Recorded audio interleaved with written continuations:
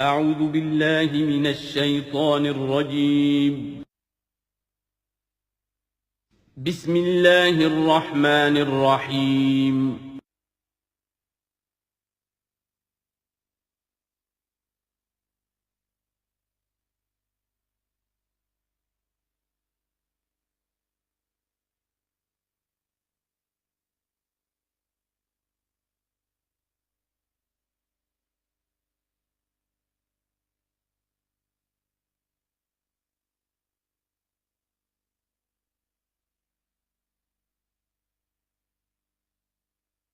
نحمده ونصلي على رسوله الكريم اما بعد فاعوذ بالله من الشيطان الرجيم بسم الله الرحمن الرحيم سيقول السفهاء من الناس ما ولاهم عن قبلتهم التي كانوا عليها قل لله المشرق والمغرب يهدي من يشاء الى صراط مستقيم صدق الله العظيم۔ اب یہ تحویل قبلہ کا مضمون براہ راست آ رہا ہے۔ اس کے لیے تمہیدی 2 رکوع ہم پڑھ چکے ہیں۔ حضرت ابراہیم کا تذکرہ جو معمار ہیں بیت اللہ کے، ابو الانبیاء ہیں، امام الناس ہیں، انہی کی ایک نسل بنی اسرائیل ہے، انہی کی ایک نسل بنی اسماعیل ہے۔ ان کا دین کیا تھا، اس کی بنیاد کیا تھی، انہوں نے اور خود ان کے پوتے حضرت یعقوب نے اپنی اولاد کو کس بات کی وصیت کی تھی، اب وہ اولاد مختلف پگڈنڈیوں پر چل کر کہاں کہاں پہنچ چکی ہے، یہ سارا پس منظر ہے اصل میں اس تحویل قبلہ کے لیے۔ اور تحویل قبلہ پر پورے 2 رکوع آ رہے ہیں۔ اس سے بسا اوقات یہ خیال پیدا ہوتا ہے، میرے ذہن میں بھی کبھی ہوتا تھا کہ یہ ایسی بڑی بات کیا تھی جس کے لیے قرآن مجید نے اتنے شد و مد کے ساتھ اور اس قدر تفصیل کے ساتھ بلکہ تکرار کے ساتھ بات کی۔ تو اصل میں اس کو یوں سمجھیے کہ ایک خاص مذہبی ذہنیت ہوتی ہے، اور وہ مذہبی ذہنیت یہ ہوتی ہے کہ اعمال کے ظاہر پر ان کی توجہ زیادہ مرکوز ہو جاتی ہے، اعمال کی جو روح ہے زیادہ اس کی طرف توجہ نہیں ہوتی۔ عوام الناس کا معاملہ یہی ہو جاتا ہے، ظواہر پر، رسومات پر، جو ظاہری شکلیں ہیں ان کی اہمیت، جو اصل دین ہے، روح دین ہے، جو مقاصد دین ہیں، ان کی طرف توجہ نہیں ہوتی۔ نتیجہ یہ ہوتا ہے کہ ظاہر میں ذرا سا فرق انہیں بہت محسوس ہوتا ہے، ذرا سا فرق ہو گیا، کسی نے رفع یدین کر لیا، قیامت آ گئی، معلوم ہوا یہ کوئی اور ہی آ گیا ہماری مسجد میں، یہ کون ہے، کسی نے آمین ذرا اونچا کہہ دیا، پھر قیامت آ گئی۔ یہ ساری چیزیں جو یہ خاص ایک ذہنیت ہوتی ہے، اس ذہنیت کے پس منظر میں یہ مسئلہ چھوٹا نہیں تھا۔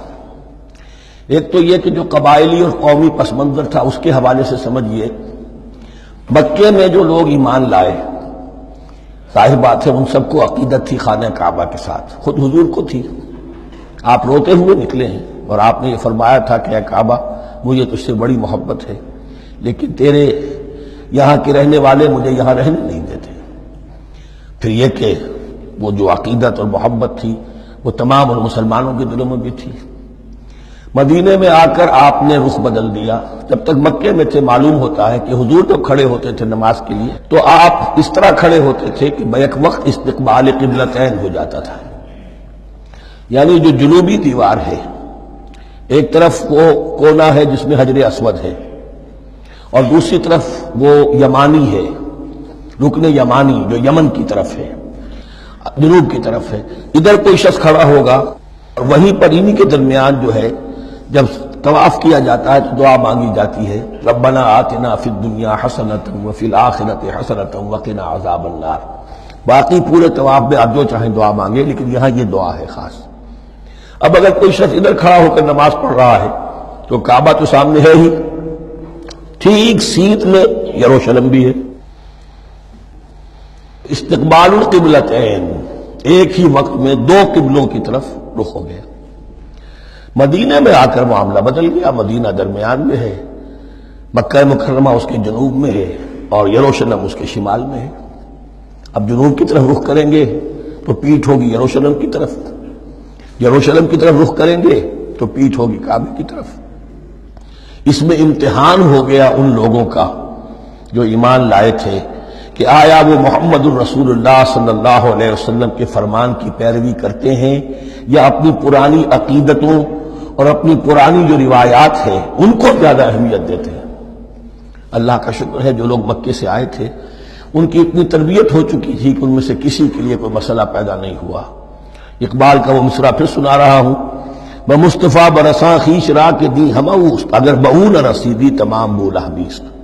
حالانکہ قرآن مجید میں کہیں منقول نہیں ہے کہ اللہ نے حکم دیا تھا، ہو سکتا ہے اللہ نے حضور کو وحی خفی کے ذریعے سے حکم دیا ہو، لیکن وحی جلی میں کہیں نہیں ہے کہ آپ کو حکم دیا گیا ہو کہ اب یروشلم کی طرف رخ کر کے نماز پڑھیے۔ یہ امتحان ہو گیا کہ رسول کا اتباع کتنا کچھ ہے۔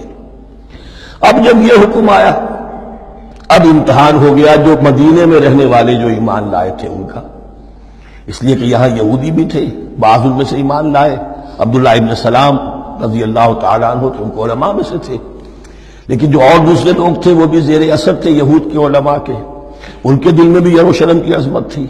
اب جب انہیں رخ کرنا پڑا تو یہ ان کے ایمان کا امتحان ہو گیا۔ تو یہ بڑا امتحان تھا اس میں کہ جو سب کے لیے مثبت تھا، اور مسلمانوں میں سے بعض لوگوں کے دلوں میں یہ خیال بھی پیدا ہوا ہوگا اگر اصل قبلہ یہ تھا تو ہم نے اب تک جو نمازیں پڑھی ہیں وہ تو پھر ہم نے غلط اس پر پڑھی۔ ہماری اتنی سالوں کی کسی کو ایمان لائے وہ 10 برس ہو گئے، ہماری ان نمازوں کا کیا بنے گا؟ وہ نمازیں ضائع ہو گئیں تو نماز تو ایمان کا رکن رکین ہے، تو بڑی تشویش پیدا ہو گئی۔ اس کے ساتھ ہی ایک مسئلہ یہ پیدا ہوا سیاسی اعتبار سے کہ یہود اب تک تو یہ سمجھ رہے تھے کہ حضور نے اور مسلمانوں نے ہمارا قبلہ اختیار کر لیا ہے، تو گویا کہ ہمارے کیمپ فالوورز ہیں، ہمارا تو انہوں نے اتباع کیا ہے، لہذا ہمیں کوئی خاص اندیشہ نہیں ان کی طرف سے۔ لیکن اب جب قبلہ بدل گیا تو ان کے کان کھڑے ہو گئے کہ یہ تو پھر کوئی نئی اب ملت ہے اور نئی امت کی تشکیل ہو رہی ہے، لہذا ان کی طرف سے مخالفت جو تھی اس کے اندر شدت زیادہ پیدا ہو گئی۔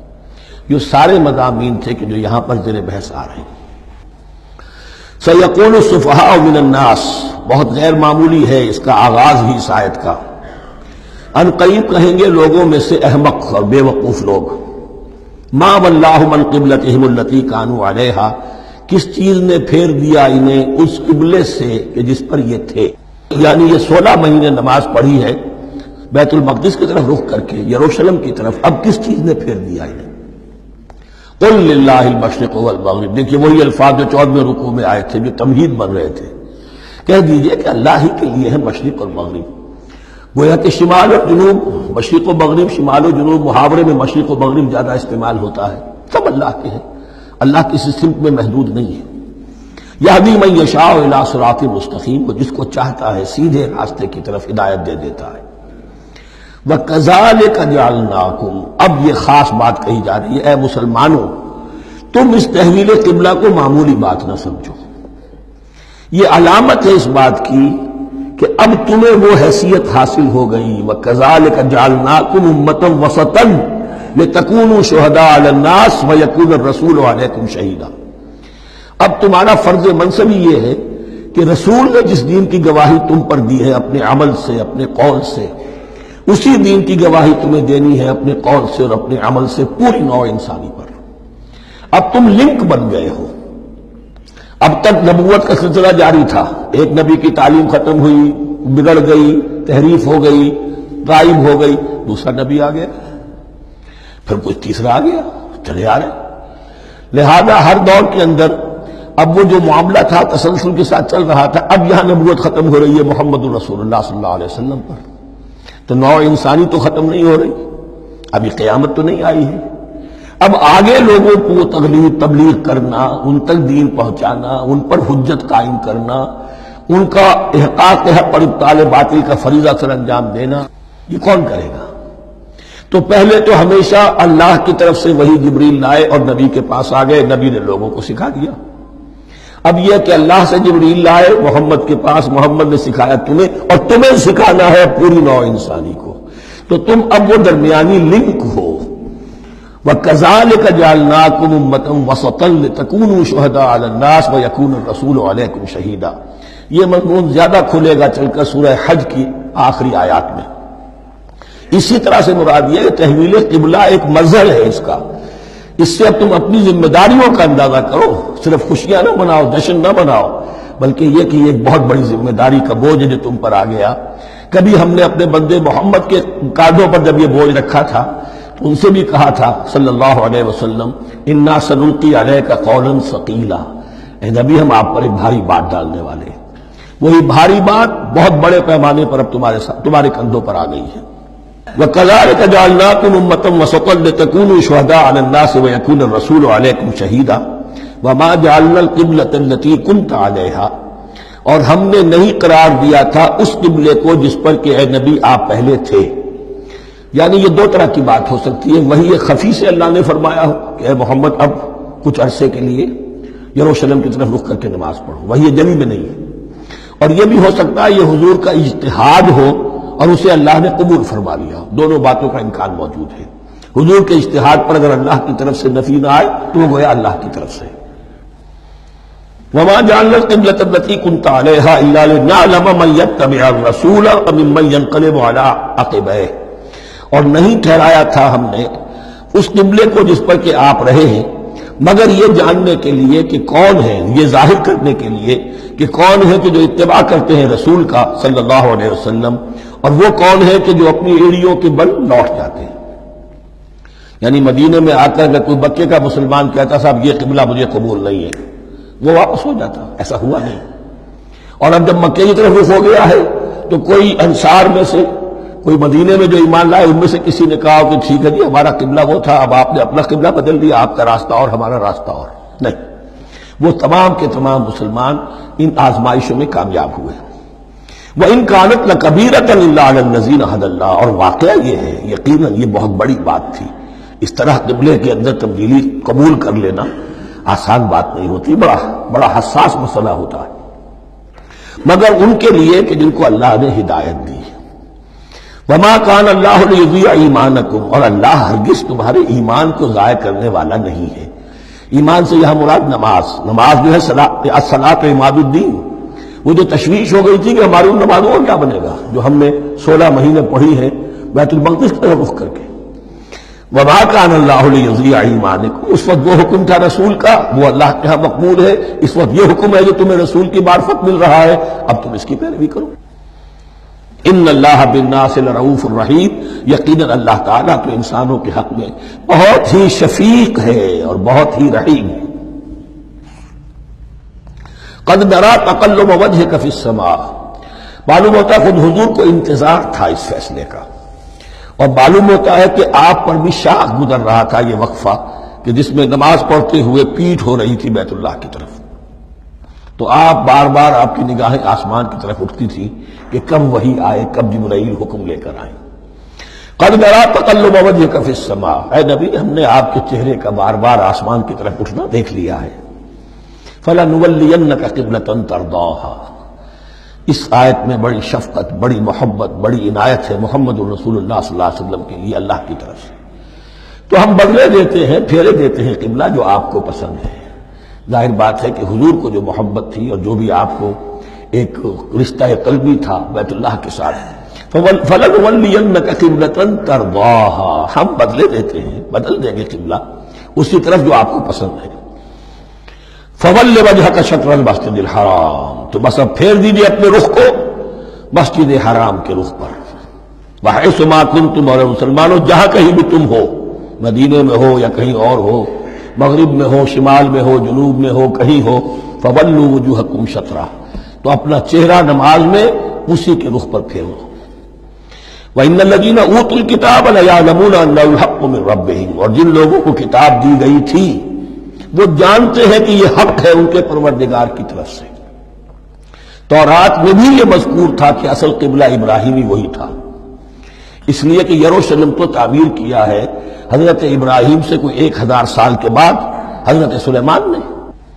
یہ جو بھی ہیکل سلیمانی ہے کم سے کم 1000 برس کا فصل ہے حضرت ابراہیم میں حضرت سلیمان میں۔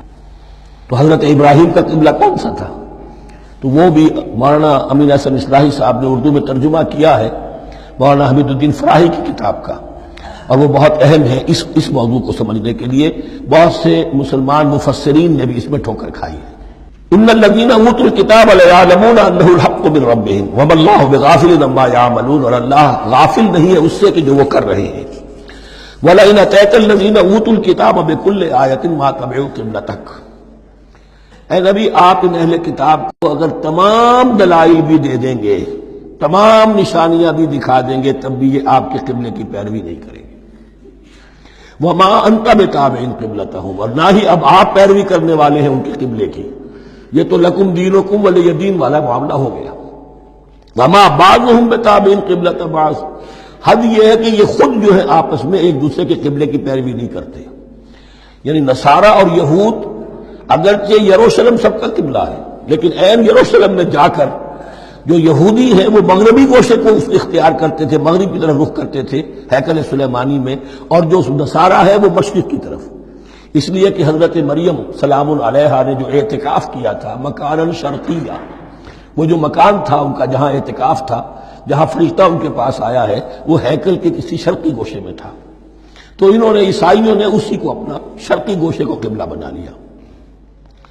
وَلَئِنِ اتَّبَعْتَ أَهْوَاءَهُمْ، اور اے نبی اگر بالفرض آپ نے ان کی خواہشات کی پیروی کی، مِن بَعْدِ مَا جَاءَكَ مِنَ الْعِلْمِ، اس کے بعد کہ آپ کے پاس العلم صحیح علم آ چکا ہے، إِنَّكَ إِذًا لَّمِنَ الظَّالِمِينَ، تو آپ بھی پھر ظلم کرنے والوں میں سے ہو جائیں گے، معاذ اللہ۔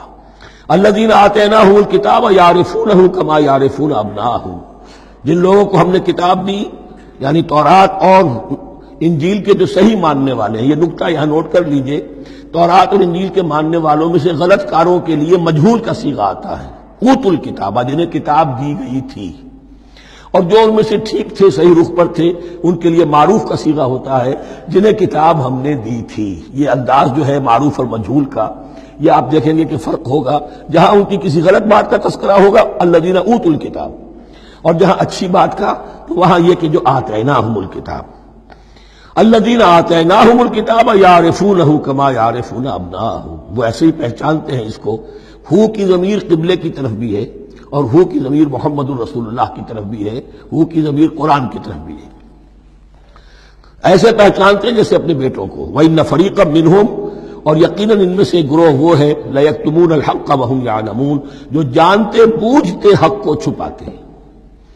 الحق من ربک، یہ حق ہے آپ کے رب کی طرف سے، فَلَا تَكُونَنَّ مِنَ الْمُمْتَرِينَ، تو آپ ہرگز نہ بنے شک کرنے والوں میں۔ یہ حضور سے خطاب ہو رہا ہے، اور حضور کی وساطت سے اصل میں ہر مسلمان سے خطاب ہو رہا ہے۔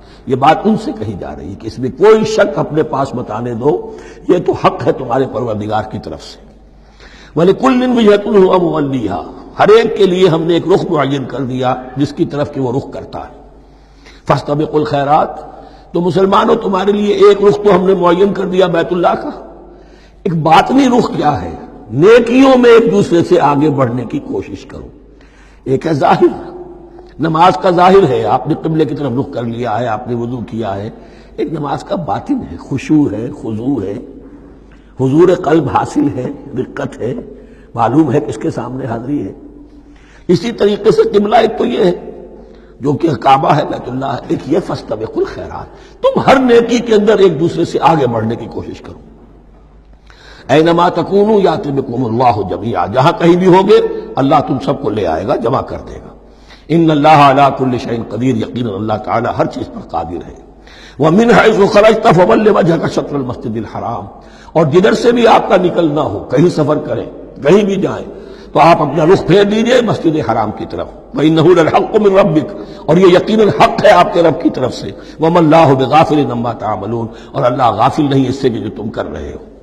یہاں بظاہر جو ہے کلام حضور سے ہے، اصل میں مسلمانوں سے خطاب ہے بواسطہ محمد صلی اللہ علیہ وسلم۔ وَمِنْ حَيْثُ خَرَجْتَ فَوَلِّ وَجْهَكَ شَطْرَ الْمَسْجِدِ الْحَرَامِ وَحَيْثُ مَا كُنْتُمْ فَوَلُّوا وُجُوهَكُمْ شَطْرَهُ، اور دیکھو جہاں بھی تم نکلو اپنا رخ کرو مسجد حرام کی طرف۔ امریکہ میں جاؤ تب بھی رخ ہوگا مسجد حرام کی طرف، روس میں جاؤ رخ تمہارا ہوگا مسجد حرام کی طرف۔ وَحَيْثُ مَا كُنْتُمْ، اور اے مسلمانوں جہاں کہیں بھی تم ہو، فَوَلُّوا وُجُوهَكُمْ شَطْرَهُ، تو اپنے چہروں کو پھیر دو اسی کے رخ پر۔ لِأَلَّا يَكُونَ لِلنَّاسِ عَلَيْكُمْ حُجَّةٌ، تاکہ نہ رہے لوگوں کے پاس تمہارے خلاف کوئی دلیل۔ اب اس بات کو سمجھ لیجئے کہ چونکہ تورات میں لکھا ہوا تھا کہ نبی آخر الزمان کا قبلہ کعبہ ہوگا، اگر حضور یہ قبلہ اختیار نہ کرتے تو علماء یہود حجت قائم کرتے مسلمانوں پر کہ دیکھو تورات میں تو یہ لکھا ہے اور انہوں نے وہ اختیار نہیں کیا. تو یہ گویا کہ ان کے اوپر اتمام حجت بھی ہو رہا ہے اور قطع عذر بھی ہو رہا ہے، ان کی حجت کی جڑ بھی کٹ رہی ہے. الا الذین ظلموا منہم، سوائے ان میں سے ان کے جو ظالم ہیں، اعتراض کرنے کے لیے لاکھ انہوں نے پھر بھی ہیلے بہانے بنائی لینے ہیں. فلا تخشوہم، تو اے مسلمانوں ان سے نہ ڈرو، واخشونی، مجھ سے ڈرو. وَلِأُتِمَّ نِعْمَتِي عَلَيْكُمْ، اور یہ جو تحویل قبلہ ہوئی ہے اور محمد الرسول اللہ صلی اللہ علیہ وسلم کی بعثت کی بنیاد پر ایک نئی امت کو شکل دی جا رہی ہے اور اسے اب امامت الناس سے سرفراز کیا جا رہا ہے، وراثت ابراہیمی اب اسے منتقل ہو گئی ہے. یہ اس لیے ہے وَلِأُتِمَّ نِعْمَتِي عَلَيْكُمْ، اپنی نعمت میں تم پر اس کا اتمام فرما دوں، مکمل کر دوں. وَلَعَلَّكُمْ تَهْتَدُونَ، اور تاکہ تم ہدایت یافتہ بن جاؤ. کما ارسلنا فیکم رسولا، جیسے کہ ہم نے بھیج دیا ہے تم میں ایک رسول. اب یہ دعا ابراہیم و اسماعیل یاد کر لیجئے. ربنا وبعث فیہم رسولا منہم یتلو علیہم آیاتک ویعلمہم الکتاب والحکمۃ ویزکیہم. اب گویا کہ وہاں تو دعا تھی اور یہ 3000 سال کے بعد اس دعا کا ظہور ہو رہا ہے بعثت محمدی کی شکل میں. کما ارسلنا فیکم رسولا منکم، جیسے کہ ہم نے بھیج دیا ہے تم میں رسول اپنا تم ہی میں سے. یتلو علیکم آیاتنا، وہ تلاوت کرتا ہے تم پر ہماری آیات. ویزکیکم، تمہیں پاک کرتا ہے، تزکیہ کرتا ہے تمہارا. ویعلمکم الکتاب والحکمہ، اور تمہیں تعلیم دیتا ہے کتاب و حکمت کی. ویعلمکم ما لم تکونوا تعلمون، اور تمہیں تعلیم دے رہا ہے ان چیزوں کی جو تمہیں معلوم نہیں تھی.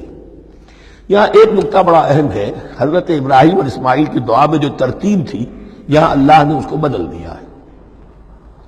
وہاں کیا تھا؟ تلاوت آیات، تعلیم کتاب و حکمت، پھر تزکیہ. یہاں کیا ہے؟ تلاوت آیات، پھر تزکیہ، پھر تعلیم کتاب و حکمت. اب ظاہر بات ہے کہ حضرت ابراہیم حضرت اسماعیل نے جو بات کہی وہ بھی غلط تو نہیں ہو سکتی، لیکن ہم یہ کہہ سکتے ہیں کہ اس کی امپرووڈ فارم یہ ہے جو اللہ تعالیٰ کی طرف سے دی گئی، اس لیے کہ تزکیہ مقدم ہے. اگر نیت صحیح نہیں ہے تو تعلیم کتاب و حکمت مفید نہیں ہوگی بلکہ گمراہی میں اضافہ ہوگا. نیت کج ہے تو گمراہی بڑھتی چلی جائے گی. اور تزکیہ کا حاصل کیا ہے؟ نیت درست ہو جائے، اخلاص، نحن لہ مخلصون. اگر یہ نہیں ہے تو جتنا پڑھو گے، جتنے بڑے عالم ہوگے، شیطان بھی بن سکتے ہو. بڑے بڑے فتنے عالموں نے اٹھائے ہیں. یہ جو دین اکبری تھا یا دین الہی تھا، اکبر کے تو باپ دادا کو کبھی خیال نہیں آ سکتا تھا اس کا. یہ پٹی پڑھانے والے کون تھے؟ ابو الفضل اور فیضی جیسے علماء، بہت بڑے علماء. اسی طرح غلام احمد قادیانی، اس کو اصل میں جو بھی پٹیاں پڑھائی ہیں وہ تو پڑھائی حکیم نور الدین نے، جو بہت بڑا عالم تھا، اہل حدیث عالم تھا. تو در حقیقت بہت بڑا عالم ہوگا، اگر اس کی کج ہو گئی نیت تو اس ہی بڑا فتنہ اٹھا دے گا. اس پہلو سے تزکیہ مقدم ہے، اور اس کا ثبوت یہ ہے، یہی مضمون سورہ آل عمران میں آیا، یہی مضمون پھر سورہ جمعہ میں آئے گا. وہاں بھی ترتیب یہی ہے، تینوں جگہ پر اللہ کی طرف سے ترتیب یہی ہے. یتلو علیکم آیاتنا ویزکیکم، تمہیں ہماری آیات پڑھ کر سنا رہا ہے اور تمہارا تزکیہ کرتا ہے. ویعلمکم الکتاب والحکمہ، اور اس تزکیے کے بعد پھر تعلیم کتاب و حکمت. ویعلمکم ما لم تکونوا تعلمون، اور تمہیں سکھا رہا ہے جو کچھ علم تمہیں حاصل نہیں تھا. فاذکرونی اذکرکم، پس مجھے یاد رکھو، میں تمہیں یاد رکھوں گا. یہ بہت بڑا میثاق ہے اور بہت بڑا وعدہ ہے، بہت بڑا وعدہ. اور یہاں تک حدیث میں پھر اس کی شرح آئی ہے، میرا بندہ اگر مجھے اپنے دل میں یاد کرتا ہے میں بھی اسے اپنے جی میں یاد کرتا ہوں. اور میرا بندہ اگر میرا ذکر کسی محفل میں کرتا ہے تو میں اس سے بہت اعلیٰ محفل میں اس کا ذکر کرتا ہوں. اس کی محفل تو بہت بلند و بالا ہے، ملائے اعلیٰ کی محفل ہے، فرشتے ملائکہ مقربین کی محفل ہے. خدا خود میرے محفل بود اندر لامکا خسرو، محمد شمع محفل بود شب جائے کہ من بودم. اب خسرو کس عالم میں تھے جب یہ شعر کہہ گئے ہیں؟ تو بہرحال ہے تو صحیح، ایک محفل تو ہے. میں اس سے بڑی بہتر محفل میں ان کا تذکرہ کرتا ہوں. فاذکرونی اذکرکم واشکروا لی ولا تکفرون، اور میرا شکر کرو، میری نعمتوں کا ادراک کرو، اس کا شعور حاصل کرو، اس پر زبان سے بھی شکر ادا کرو، اپنے عمل سے بھی، جوارح سے بھی ان نعمتوں کا حق ادا کرو. یہاں وہ 18 رکوع ختم ہو گئے، نصف اول اس سورہ مبارکہ کا مکمل ہو گیا۔ اب آگے سے خطاب ہے یا ایھا الذین آمنوا، ایک نئی امت آ گئی، چارٹر اس کا آ گیا۔ کیوں بنایا گیا تمہیں؟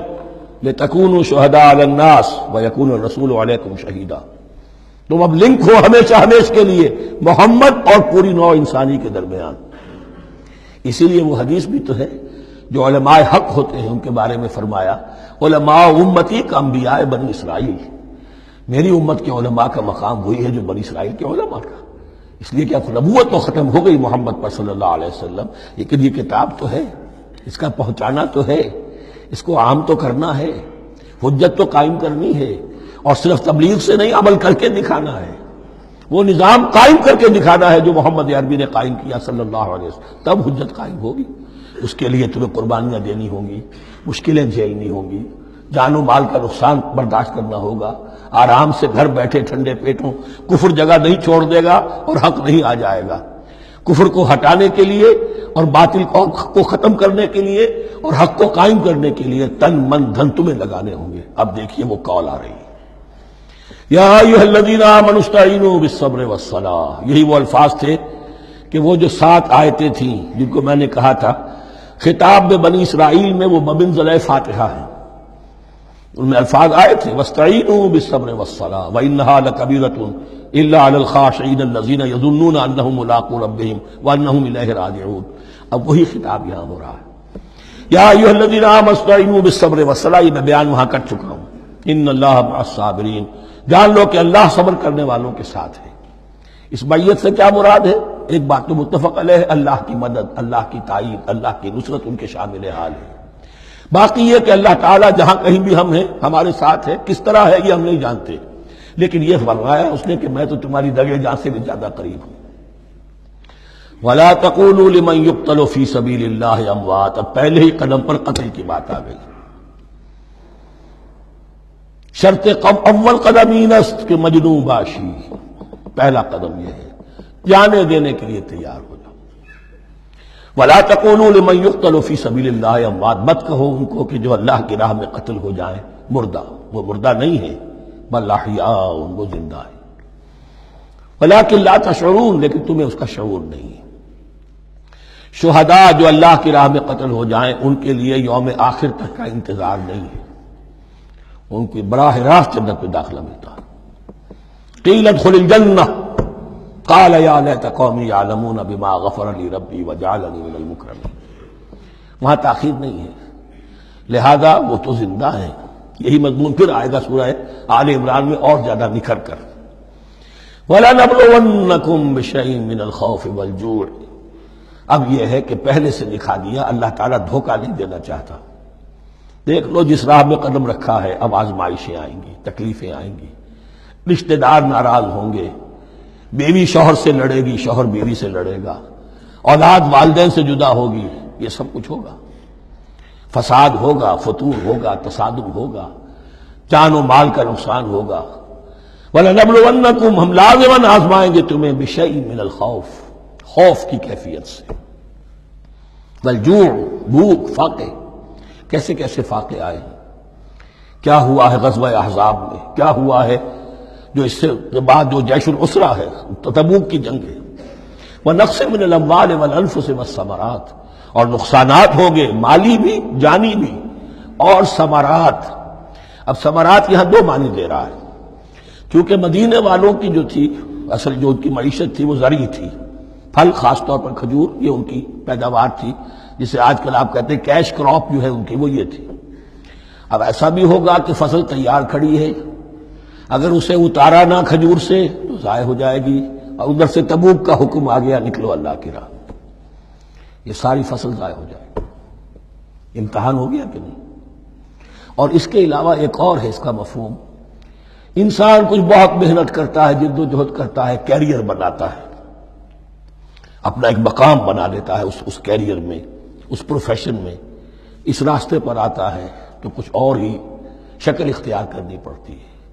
وہ تجارت کے زمانے میں جو محنت کی تھی، وہ کیریئر کو جمانے میں جو محنت کی تھی، وہ سارا کا سارا معاملہ جو ہے وہ کھو کر پھر اس وادی میں آنا پڑتا ہے۔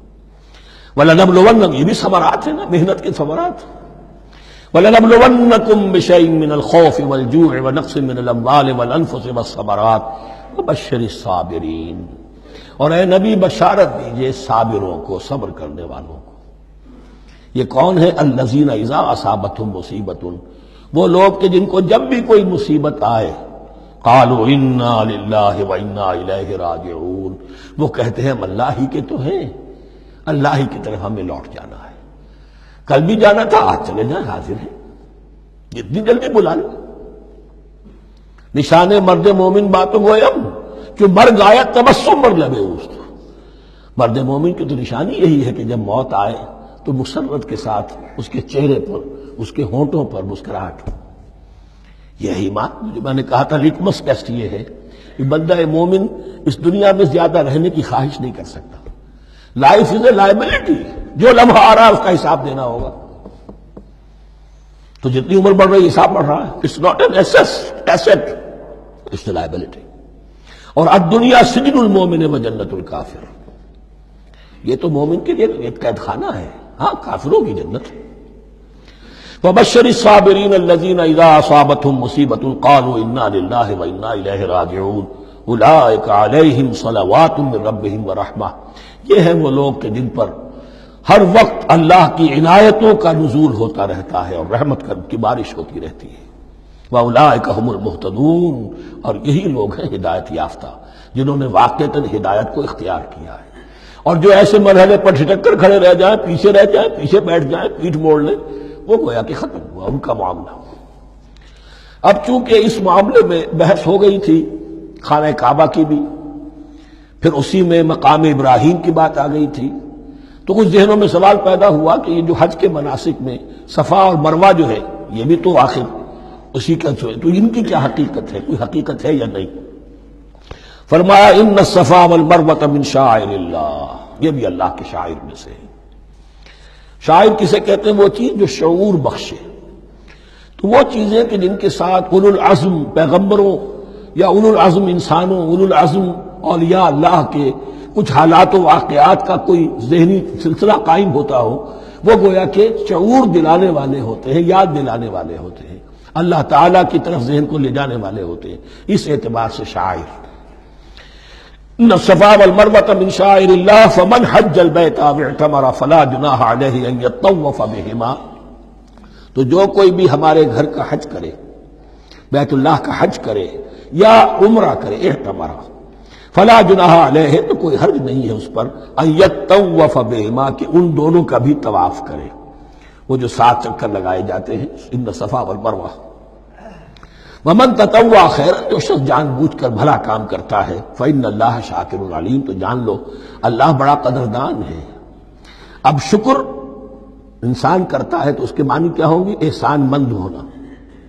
وہی شکر اللہ کرتا ہے شکور، اس کے کیا معنی ہوں گے؟ قدردانی، میرے بندے نے یہ کام کیا، میرے بندے نے میرے لیے یہ محنت کی، یہ قربانی دی۔ ان اللہ شاکر علیم، اور جانتا ہے، چاہے کسی اور کو پتہ نہ چلے، اسے تو معلوم ہے۔ اگر تم نے اللہ کی رضا جوئی کے لیے کسی کو کوئی مالی مدد دی ہے اس حال میں کہ جو کچھ داہنے ہاتھ نے دیا ہے بائیں کو بھی خبر نہیں ہونے دی، خدا یہ کہ کسی اور انسان کے سامنے اس کا تذکرہ ہو، تو اب یہ جو ہے اللہ کے تو علم میں ہے۔ اگر تو اللہ سے اجر و ثواب چاہتے ہو تو اس کا ڈڈورا پیٹنے کی کوئی ضرورت نہیں، اور اگر تم نے لوگوں کو دکھانے کے لیے کیا تھا تو وہ تو شرک ہو گیا، لائبلٹی ہو گئی۔ ان الذین یکتمون ما انزلنا من البینات، اب یہاں پھر کچھ آخری یوں سمجھیے کہ یہ اب جس کو کہتے ہیں موپنگ اپ آپریشن، بات مضمون تو پورا ختم ہو گیا لیکن کچھ نہیں صحیح چیزیں ابھی ہیں سابقہ امت مسلمہ کے بارے میں کہنے کی، وہ مزید ایڈ کی جا رہی ہیں۔ ان الذین یکتمون ما انزلنا من البینات والہدی من بعد ما بیناہ للناس فی الکتاب اولئک یلعنهم اللہ یلعنهم اللاعنون، یقیناً وہ لوگ جو چھپاتے ہیں اس شے کو جو ہم نے نازل کی ہے بینات میں سے اور ہدایت میں سے، اس کے بعد کہ ہم نے ان کو واضح کر دیا ہے لوگوں کے لیے کتاب میں، وہ لوگ ہیں کہ جن پر لعنت کرتا ہے اللہ، اور لعنت کرتے ہیں تمام لعنت کرنے والے۔ یعنی علم ایک بہت بڑی جو ہے امانت ہے، اس علم کا چھپانا، کتمان حق، ہم آیت پڑھ آئے ہیں ومن اظلم ممن یکتم شہادۃ عنده من اللہ، اگر اللہ کی طرف سے کوئی گواہی کسی کے پاس ہے وہ اسے چھپا لے تو اس سے بڑا ظالم کون ہوگا؟ اب انہی کی وضاحت ہو رہی ہے، کیسی کیسی کھلی شہادتیں تورات اور انجیل میں تھی اور ان کو یہ چھپائے پھر رہے ہیں۔ ان الذين يكتمون ما انزلنا من البينات والهدى من بعد ما بيناه للناس في الكتاب اولئك يلعنهم الله ويلعنهم اللاعنون الا الذين تابوا واصلحوا وبينوا، سوائے ان کے کہ جو توبہ کرے، رجوع کرے اور اپنی اصلاح کر لے اور اب واضح کریں وہ شے کہ جو انہوں نے چھپائی ہوئی تھی اسے ظاہر کریں۔ فاولئک اتوب علیہم، تو ان کی توبہ میں قبول کروں گا اور ان کی طرف میں نگاہ التفات میں اپنی پھر ان کی طرف متوجہ کر دوں گا۔ وَأَنَا التَّوَّابُ الرَّحِيمُ، اور میں تو ہوں ہی توبہ کا قبول کرنے والا اور رحم فرمانے والا۔ ان الذین کفروا وماتوا وهم کفار، یقیناً جن لوگوں نے کفر کیا اور وہ مرے اسی حال میں کہ کفر پر قائم تھے، اولئک علیہم لعنۃ اللہ والملائکۃ والناس اجمعین، ان پر تو لعنت ہے اللہ کی بھی اور فرشتوں کی بھی اور تمام انسانوں کی بھی، خالدین فیہا، اس لعنت کی کیفیت میں وہ اب ہمیشہ رہیں گے۔ لا یخفف عنہم العذاب، نہ ان پر سے عذاب کے اندر کوئی کمی کی جائے گی، ولا ہم ینظرون، نہ انہیں کوئی مہلت ملے گی کہ عذاب کا تسلسل ذرا سی دیر کے لیے وقفہ ہو جائے، سانس لینے کی مہلت مل جائے، ولا ہم ینظرون۔ وَإِلَٰهُكُمْ إِلَٰهٌ وَاحِدٌ، سن لو تمہارا الہ اور معبود ایک ہی الہ ہے، لا الہ الا هو الرحمن الرحیم، اس کے سوا کوئی الہ نہیں ہے اور وہ رحمان ہے اور رحیم ہے۔ اب جو آیت آ رہی ہے اس کے پڑھنے سے پہلے ایک بات سمجھ لیجئے کہ یہ جو اب 22 رکوعوں کا مضمون ہم پڑھ رہے ہیں، مجھے یہ بات آج شروع میں واضح کرنی چاہیے تھی، اس میں ترتیب کیا ہے۔ میں پہلے عرض کر چکا ہوں کہ پہلے 18 رکوعوں کی تقسیم ورٹیکل کی ہے ہم نے، 18 کو 4 رکوع ادھر، 10 درمیان میں، پھر 4 ادھر۔ یہاں اب چلے گی ہاریزونٹل تقسیم، افقی تقسیم، اور اس کی بھی شکل کیا ہے کہ 4 مضامین ہیں کہ جو تانے بانے کے ساتھ بنے ہوئے ہیں، یا 4 لڑیاں ہیں مضمون کی کہ جن کو بٹ کر رسی بنا دیا گیا۔ وہ 4 مضامین کیا ہیں؟ مسلمانوں سے خطاب میں ان کے لیے عبادات اور احکام اور شرائع، یہ واجب ہے، یہ کرنا ہے، یہ حلال ہے، یہ حرام ہے، نماز فرض ہے، روزہ فرض ہے، وغیرہ وغیرہ۔ اور 2 لڑیاں جہاد، جہاد بالمال، جہاد بالنفس۔ جہاد بالنفس کی آخری انتہا قتال ہے، جہاں انسان نقد جان ہاتھ پر رکھ کر، ہتھیلی پر رکھ کر میدان میں حاضر ہو جاتا ہے۔ جو جنگ میں گیا اس نے اپنے آپ کو موت کے لیے پیش کر دیا، بچ کر آ جائے تو بونس ہے۔ اس اعتبار سے یہ 4 جڑیں۔ شریعت کو 2 حصوں میں تقسیم کیجئے، عبادات اور پھر بقیہ احکام شریعت، معاملات، جن میں خاص طور پر شوہر اور بیوی کا تعلق جو ہے وہ سب سے اہم ہے۔ لہذا اس صورت میں آپ دیکھیں گے تفصیلی احکام آئیں گے آئلی قوانین کے ضمن میں۔ دوسری طرف جہاد بالمال یعنی انفاق، اللہ کی راہ میں خرچ کرنا، اور جہاد بالنفس جس کی آخری منزل قتال۔ اب یہ 4 لڑیاں اس طرح سے ہیں، فرض کیجئے ایک لال لڑی ہے، ایک پیلی ہے، ایک نیلی ہے، ایک ہری ہے، ان کو بٹ دیا گیا ہے۔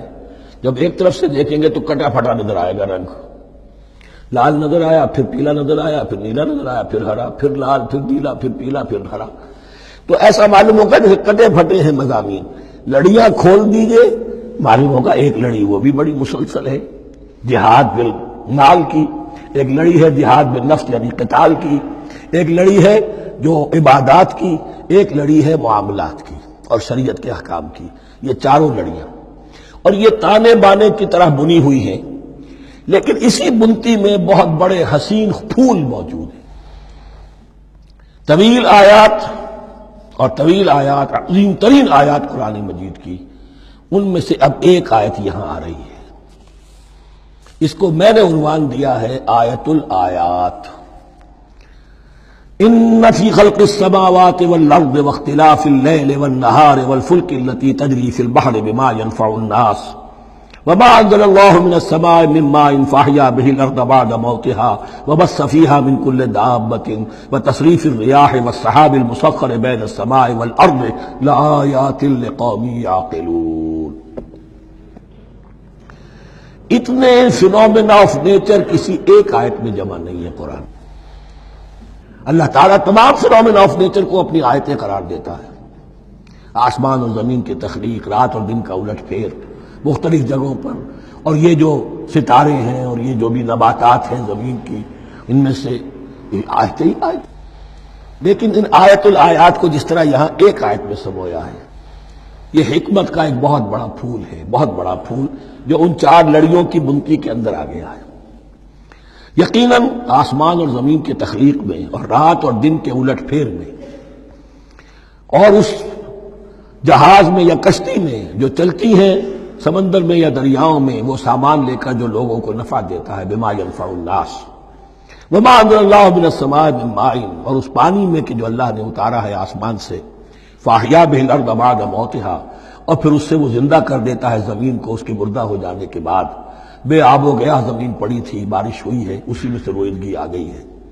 وبث فیہا من کل دابہ، اور یہ تمام حیوانات اور چرند اور پرند جو اس کے اندر پھیلا دیے گئے ہیں. وتصریف الریاح ہے، اور یہ ہواؤں کا چلنا جو ہے، کبھی پرواں چل رہی ہے، کبھی پچھمی چل رہی ہے، کبھی مشرق سے آ رہی ہے، کبھی مغرب سے آ رہی ہے، تصریف الریاح ہے. والسحاب المسخر بین السماء والارض، اور ان بادلوں میں کہ جو معلق کر دیے گئے آسمان اور زمین کے درمیان. لآیات لقوم یعقلون، ان سب میں آیات ہیں، نشانیاں ہیں ان لوگوں کے لیے جو عقل سے کام لیں.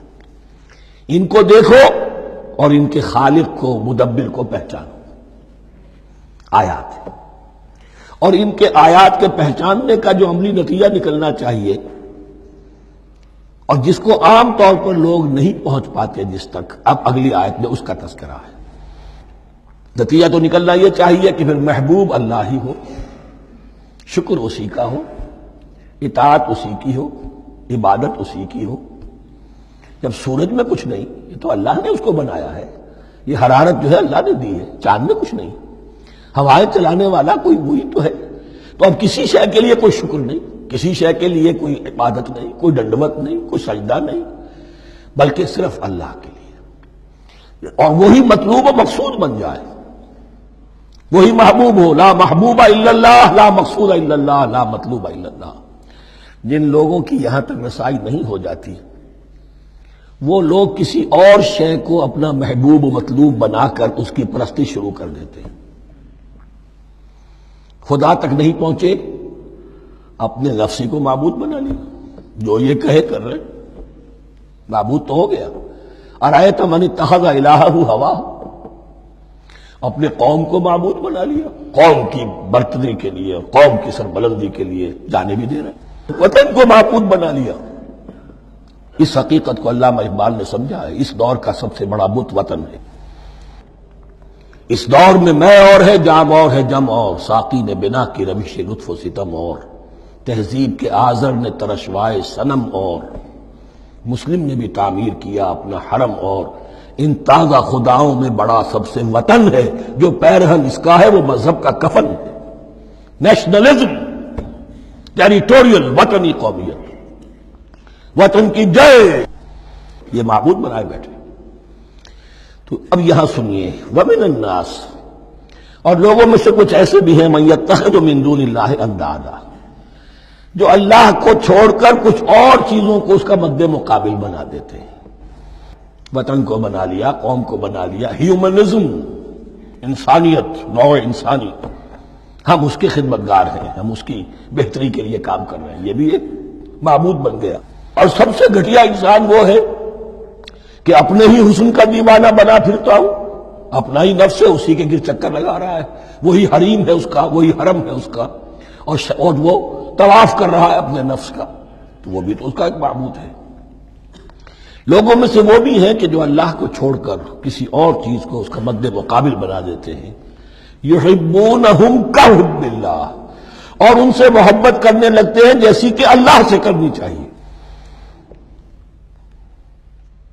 یہ فلسفہ ہے اصل میں، ہندی میں سے آدرش کہتے ہیں، عربی میں نصب العین، انگلش میں آئیڈیل. ہر باشعور انسان کسی شے کو اپنا آئیڈیل بناتا ہے اور اس سے پھر محبت کرتا ہے، اس کے لیے جیتا ہے، اس کے لیے مرتا ہے.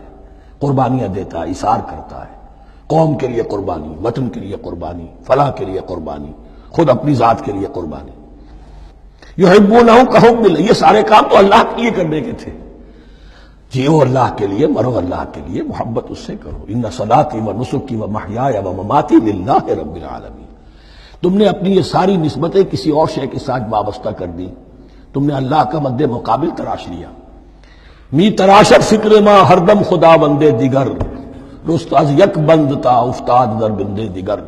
انسان معبود تراشتا رہتا ہے اپنے ذہن سے اور ان کے لیے محبت کرتا ہے، جانیں دیتا ہے، قربانیاں دیتا ہے۔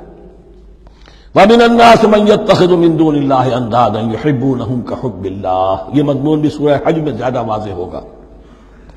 وَالَّذِينَ آمَنُوا أَشَدُّ حُبًّا لِلَّهِ، پھر یہ لٹمس ٹیسٹ کا لفظ میری زبان پر آ رہا ہے، اور جو لوگ واقعتاً صاحب ایمان ہوتے ہیں ان کی شدید ترین محبت ہوتی ہے اللہ کے ساتھ۔ اگر یہ نہیں ہے، اگر یہ نہیں تو بابا پھر سب کہانیاں ہیں۔ کوئی شے اللہ سے زیادہ محبوب ہو گئی وہ تمہاری معبود ہے، تم نے اللہ کو چھوڑ دیا، چاہے وہ دولت ہی ہے، چاہے عبد الدینار و عبد الدرہم، ہلاک اور برباد ہو جائے درہم و دینار کا بندہ۔ نام عبد الرحمن ہے، حقیقت میں عبد الدینار ہے۔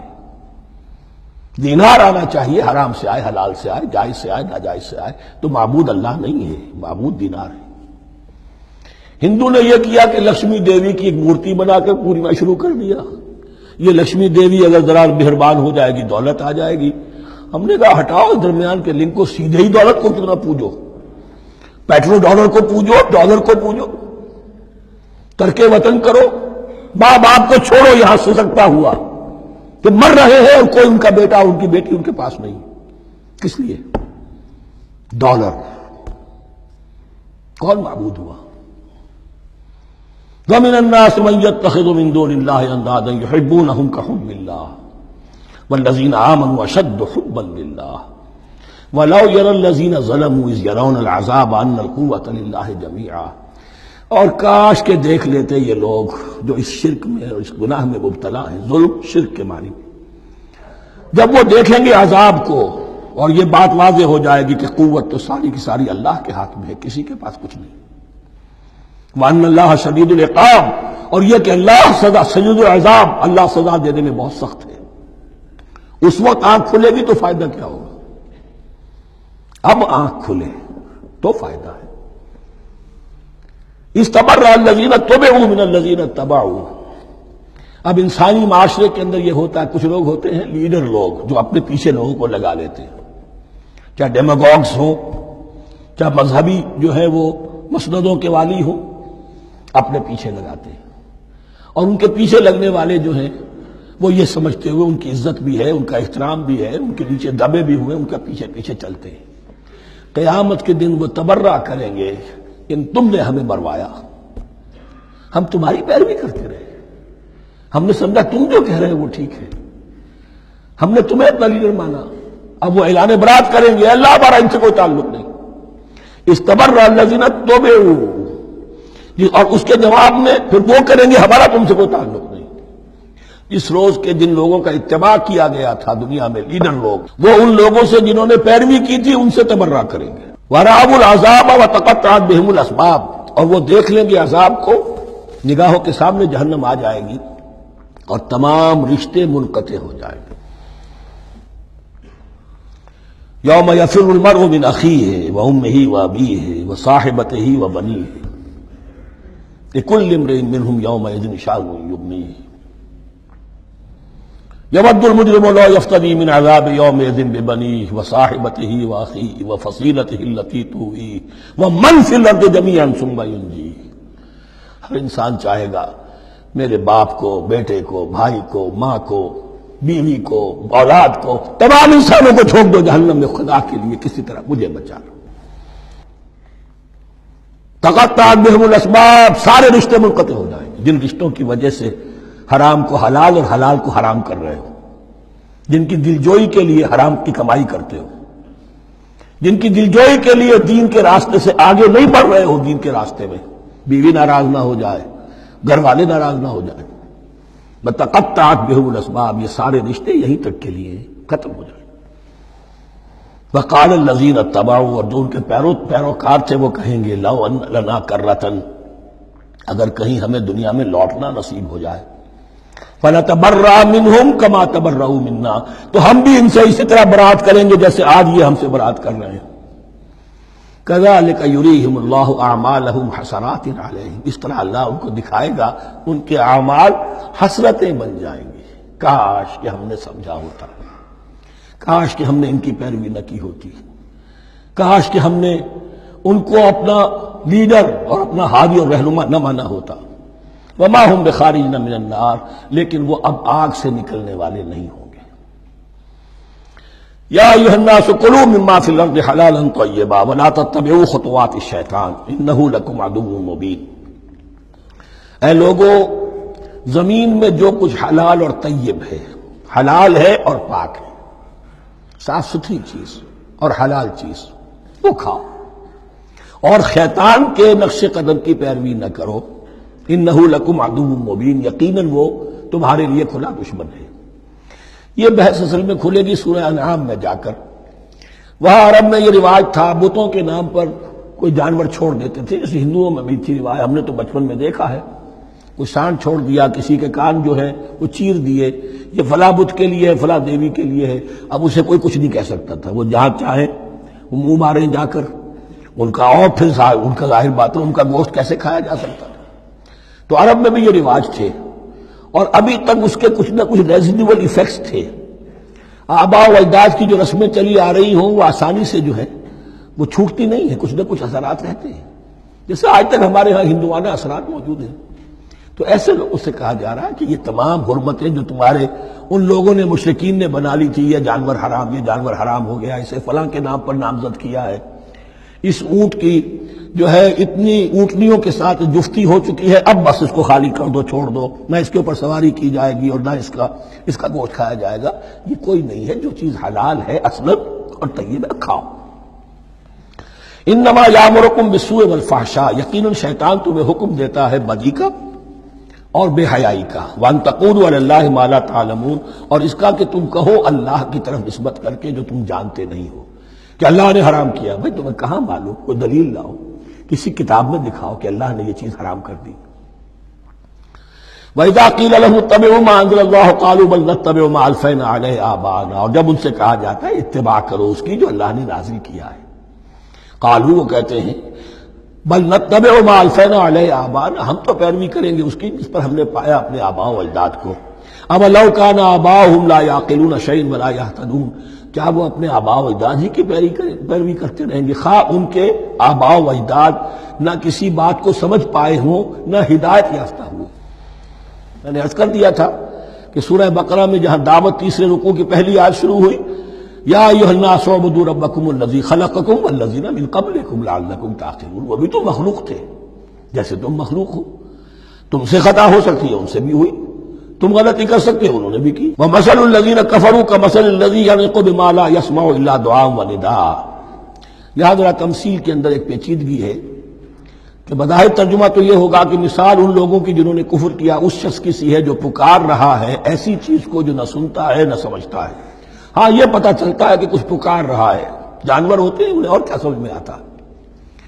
تو یہاں پہ اصل میں تمثیل میں مراد یہ ہے کہ حضور صلی اللہ علیہ وسلم اور مسلمان ان لوگوں کو جو سمجھانے کی کوشش کر رہے ہیں ان میں سے کچھ ایسے بھی ہیں کہ جو کچھ نہیں سمجھتے. دعا اور ندا تو ہے، صم بکم عمی فهم لا یعقلون، لیکن وہ بہرے بھی ہیں، گونگے بھی ہیں، اندھے بھی ہیں، وہ عقل سے کام نہیں لیتے.